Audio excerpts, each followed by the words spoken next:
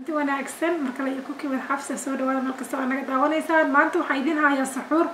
ma sha Allah laga qayliyay saxuurtaas waxay u fiican tahay qof kasta qofka aan jeclayn habeenkii wax cuno saxuurta dabcan sunno waay dad waxay jira jecel habeenkii inay wax cunin markaasna habeenka daada wax cunin saxuurta hadaadan cunin waxa dhacaysa tabar la'aan kugu dhacaysa maalinkii dhan maaragtay waxa laga yaabaa soonka inuu kugu adkaado hadday dhiig la'aan ku hayso kaaga sii daran tahay marka saxuurtan qof kasta horta energy siinaysa waxay kala u fiican tahay dadka dhiig la'aanta hayso hadday dhiig la'aan ku hayso haddii waarid maaragtay waayeel ku joogaan guriga oo maaragtay cuntadooda ka cabsi qabto in maaragtay soonka uu naxuusiyo cabitaankan marka ka faa'iideyso haddii aad tahay hooyo maaragtay uur leh oo rabto istiin weli inay soonto gabdhaha maaragtay ilmaha nuujinaya guriga joog qof kasta u fiican yahay dhiigga kuu badinaya cabitaankan energy fiicanna waa ka helaysaa marka daawasho wanaagsan last year ramadaankii hore waxaan soo geliyay cabitaan saas oo kaleeta ah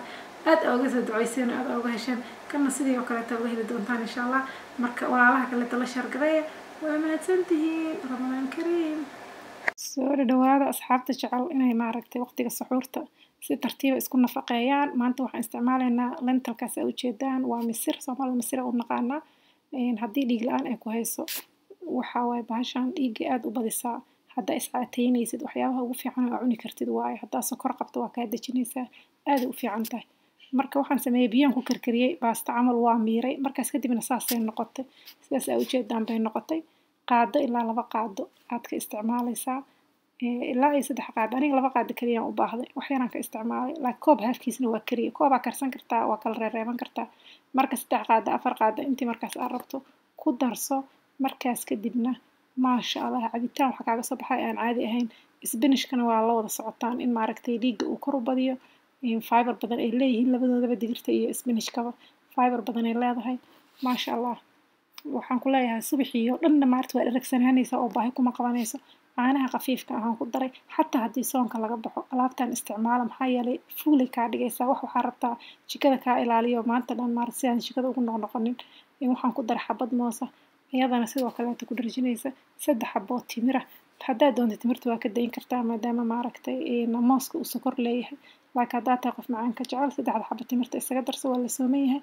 waxaan kaloo ku darayaa oo ujeedaan chia seed tan waxa waaye flax seed oo ujeedaan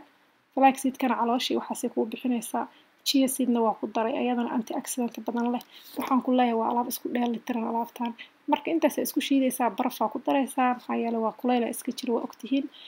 qofkii raba xataa inuu wax iska rido alaabtan waa cabi karaa waxay u noqonaysaa meal replacement sida quraacdo kaleeto ma sha Allah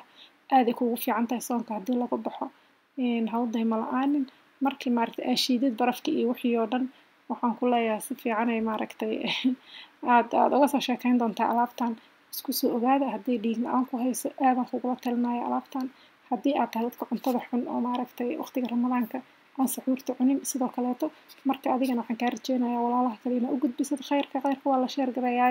walaalaha kale u gudbi wixii taliyo tusaalaana hoostaas noogu reebo insha Allah fiidiyoyo fiican soo socdo oo maaragtay aniga waxaan jeclahay wax tar la kaliya inaan soo gudbiyo oo wax tar la insha Allah hadday timaha kaa go'aan website-kaas la xiriir Safi Herbal Oil insha Allah walaalo badan ka faa'iideystay adigana ka faa'iideyso khayr iyo barako ay idin rajeynayaa share cajalada